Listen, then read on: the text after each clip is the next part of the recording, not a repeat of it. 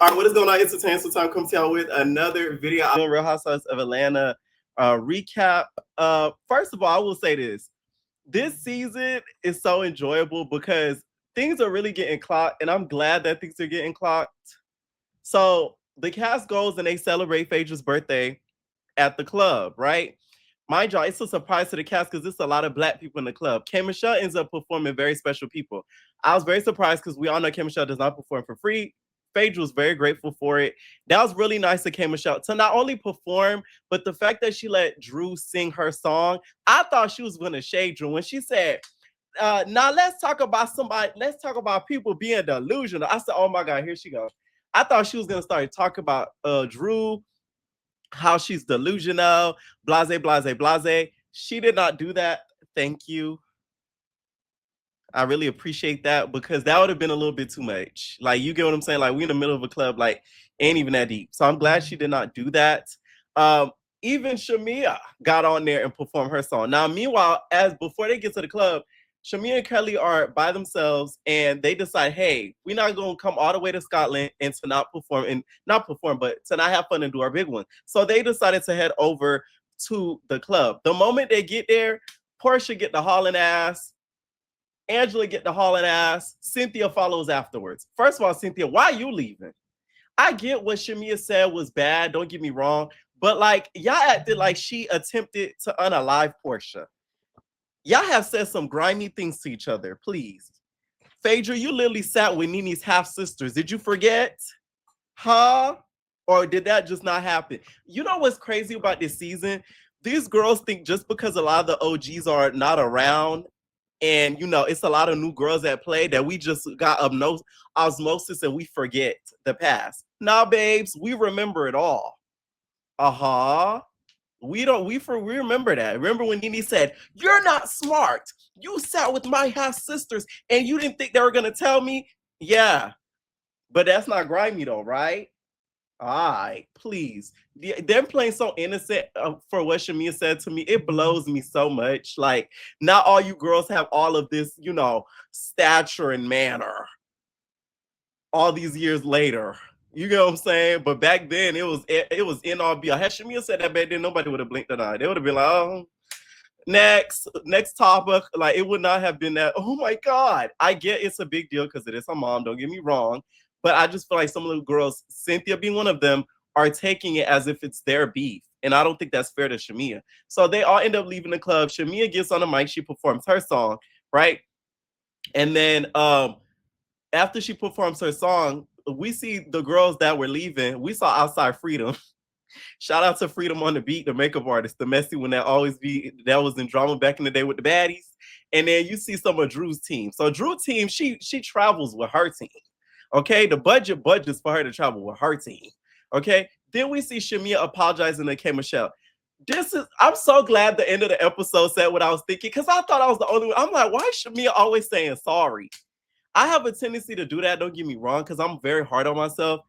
But like, Shamia overdoes it more than I do. I mean, I'm sorry that that happened. Or whatever. How you sorry that they left the club? They ain't got nothing to do with you. They left because of what you said, but you didn't tell them, hey, get out. No. So I'm glad Pinky said that at the end of the episode because I thought I was the only one thinking that. All right. Now it's the next day. Phaedra tells Porsha that she's going to take some of the girls to excursion to a funeral home / cemetery. Y'all know Phaedra's obsessed with death. And she's taking Shamia, Cynthia, and Kelly. Porsha, this is how you could tell Phaedra don't really rock with you like that, to be honest. She just called your mama 304 and she's taking her out an excursion. Does that make any sense? I don't care if it was producer driven or what. Porsha, you need to wake up. Oh, I need to have a talk with her separately. Yeah. Okay. Porsha, to me, oh my God. Phaedra is doing the okie doke on her and she don't even realize it. Okay. Now, on the way to the cemetery, Shamia lets the girls know how this all started. Okay, so some of y'all in my comments was like, oh, Shamia said it first because she said something about her on the show. She said something on a preview of the show that was alluding to something being said badly about Porsha's mom. Meanwhile, Porsha's mom literally called Shamia a dog because she said, be careful about dogs who bring bones. But y'all mad at Shamia, though. And then y'all not mad at Porsha, who not only brought it to the internet, made a video about it, and at the reunion talked about it and said about the the nursery thing that she bought, the daycare situation. And to me, the daycare situation makes sense because she probably did try to sleep with the husband. That's why the mom went and bought the daycare. It all adds up. If you really put it together, the maths on Shamia's side of the story. That's just how I feel. So they get to the cemetery and there's like this cave with spirits and stuff. One thing about it, I don't play with like voodoo spirits and death and stuff like that. So I wouldn't be able to really get along with Phaedra. No shade. I don't like people like that. Like I get she's, she's an embalmer and all of those things. But no, it's just no, that's stay over there. Like, how is that even fun? Like you're visiting dead things and all these. No. Phaedra's very like odd to me when it comes to stuff like that. Like, how does stuff like that enthrall you? Like, how is that like a thrill for you? Don't y'all find that a little weird? So she goes in the cave and stuff. I wouldn't even want to go in there by myself because I don't want no spirit following me. Child, I remember this one time I was gonna work a gig, right? I was looking for some extra money. This was a little bit ago. And tell me why I had found this gig on Craigslist. I just wanted to make some extra cash to pay off some credit card debt, all that. The lady gonna talk about, you're gonna be helping the mortuary. You're gonna be like a mortuary assistant, helping moving dead bodies. She's like, it's gonna be like $50 a body. She said it like it was. I move it like a dead pet. I'm like, these are humans. You gonna have to pay me more to traumatize me. Are you crazy? Talking about $50 a body. What I look like, man. I said, yeah, I agree to all that. I didn't even show up to some interview that she was having me doing with the guy that I was gonna move the bodies with. I'm like, please. I'm gonna need a lot more for me to be potentially traumatized. And not only that, spirits following me home. It was gonna be us moving a bunch of because it was gonna be a community. We were targeting a specific community, and it was gonna be a Jewish community. So it was gonna be a lot of old white folk, apparently. I still didn't care. I don't care. Sorry. Okay. So that didn't go. So we get back to Phaedra. Now, on the way back, no, before they get on the way back, Kelly is basically telling the girls like Cynthia and them like, because Shamia started getting emotional and tell them like, hey, I feel like y'all are taking Porsha's beat. At this point, this Atlanta Housewives is Porsha and her hair ambassadors. You got Phaedra, you got Cynthia, you got Drew, Angela soon to join.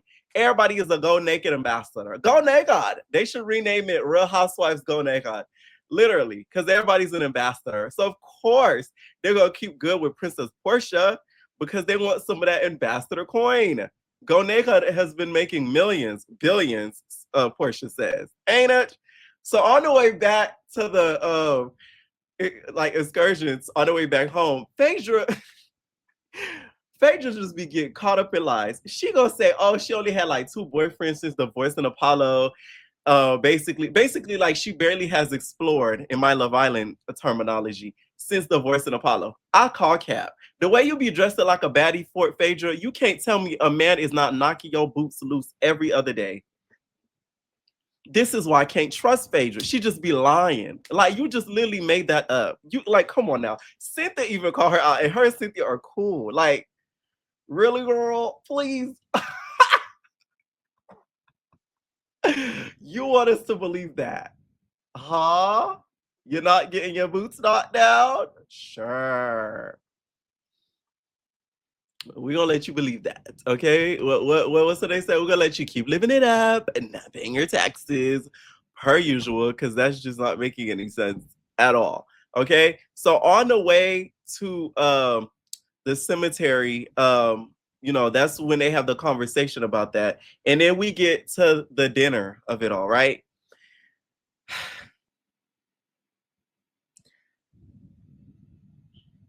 At the dinner, we get Porsha, because this is Phaedra's birthday dinner. Porsha gives first Cynthia starts. She gives a big thank you to how, Phaedra and her relationship has gotten a lot better over time. They're able to get along now. Blase, blase, blase. Here come Porsha. You've been the best of what that lady said on Real Housewives of Salt Lake City. You've been the best friend I'd ever had. When she was saying to Mary, that old lady that was in the church, screaming Mary. That's how Porsha sounded. Man, please. Like, oh my God. It just be the cap for me. It'd be the cap for me because y'all relationship is not that solid. And not only that, I'm glad Kelly said this. I don't feel like friendships are real on reality TV if y'all not hanging out outside of the cameras. Straight up. I don't care who and what show they're on. If y'all can't hang out once or twice off cameras without it being recorded, without a camera being around following y'all, y'all are not friends. Straight up. I get we're busy, we have lives, but guess what? We make time for people that we want. Phaedra and Porsha are not friends. Pure point blank. Y'all don't hang out like that. Y'all don't. All them trips Porsha be taking to here and Maui, y'all mean to tell me y'all can't, you know, coordinate one dinner date between you and Sway and Phaedra and whatever, you know, chocolate of the night she has, the young dude that she be with all the time, but y'all friends? Girl, bye. I don't believe that. And I'm glad Kelly said that. This is why Kelly's needed on the show, is because she is the one that's really gonna call out the BS. Some of y'all don't like her, but it's true. Like, what she said is right. They are not friends. So Porsha says this whole speech about their great friendship, and then she brings out some little, like, it was like a plaque that says, like, you know, the Queen of Glen, Glen, Queen of Glen, and that was supposed to be like her gift. If I was Phaedra, I'd be very disappointed. Give me some designer. You talking about? You giving me props and stuff that I could have got. Man, please. So after that happens, here comes K Michelle. She get to crying. Now, this was the only time I was with K Michelle crying, because I am one person that is scared of death. I'm not gonna lie. I'm scared of family dying. I'm scared of myself dying. So I understood how she felt completely. I damn near almost teared up watching it, because when they started talking about the parents thing, that almost made me like get a little emotional or whatever. So it's like, I get K Michelle 100%. I get it. I get it. I get it. Like, it is nothing to play with when it comes to stuff like that. Like, when it comes to death. So she was basically saying, like, imagine the doctors telling your mama, like, we don't know. We don't know if she may make it. We don't know if she may not make it or whatever. So she said that always scared her anytime she going under the knife, because she may not come back or whatever. So that's something that stuck with her. So she get to crying. What was funny was Pinky face though. Pinky said, Pinky so over K Michelle crying, it's not even funny. Child, K Michelle crying is getting on Pinky nerve. Listen, I get it. I get it. Okay?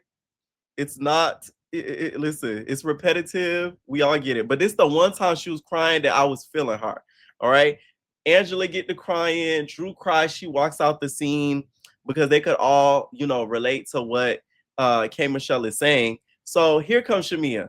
So I just want to say sorry for what happened last night. Like, you feel me? Like, what happened, what I said was kind of unnecessary. And I'm sorry. Stop apologizing, Shamia. My God. And I'm glad Pinky said what she said about the YouTube thing. Please don't bring another apology on YouTube. The problem with Shamia is she wants to be liked. And she needs to change that trait about herself. I realized that a couple years ago. Like, you could literally not be bothering nobody. You can literally not say something about anybody. They just will not like you based off of their perception of you. And you cannot help that. That is their problem. They just will not like you, straight up. Once I realized that, I stopped giving a fuck. Because you're not going to like me whatever I do. I could give you $1 million, you're still not going to like me. So, bitch, fuck you. Straight up. So I think Shamia needs to get that attitude in like embedded in her brain, so that way she's able to like say what she means and not have to retract on it every 2 seconds. So there's that. All right. And that kind of ended off the episode. You know, they celebrate, you know, Phaedra and all that. She dancing and all that stuff. I just feel like I don't hate Phaedra, but I don't think she serves as big of a purpose on the show as she thinks, in my opinion. Because as much as she says that she's unbiased, you could clearly see she's on Porsha's side of this. Like, she's leaning towards more one side than anything. So if we really want to talk about like who's really like a middleman, it's not Phaedra at all. And from what I hear, a lot of her personal story was cut out. Why the producers are doing this, I don't know, because she looks like a friend of a housewife. She doesn't look like she has a peach. So why are y'all cutting out her personal storyline and then showing her doing like dumb little stuff? Like, I just don't get that. But anyways, y'all, let me know what y'all think down below about this episode, and we're our babies.